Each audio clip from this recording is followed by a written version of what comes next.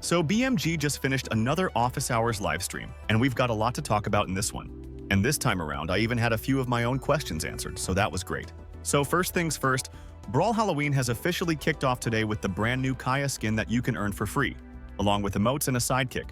And the experimental queue that you've heard me mention a few times with the grounded dodge leniency has finally dropped. And I recommend you give it a shot and let Brawlhalla know how you feel about it while it's here. Now moving on to the dev stream, the first thing I wanted to talk about was damage numbers in tournament streams.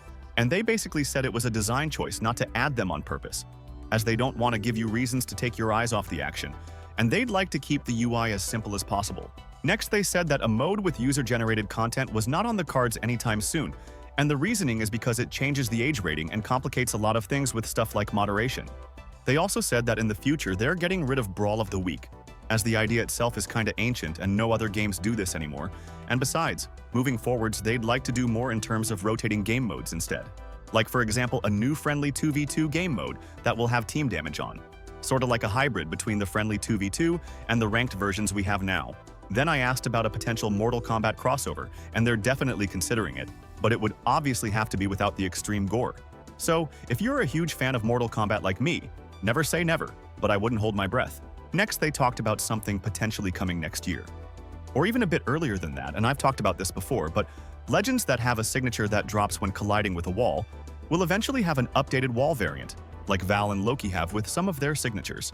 Now for the big one for most of you, the clan overhaul is being pushed for some time before BCX, so you can expect that sometime in November if all things go smoothly.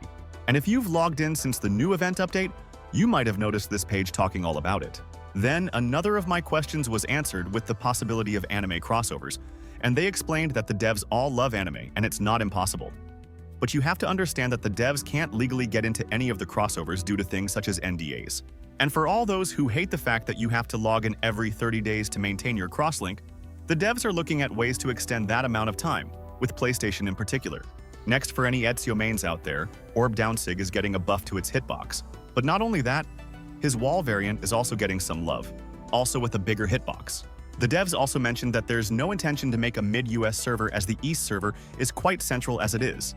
And for dexterity, that is currently being internally worked on to be linked to weapon durability instead of its current uses.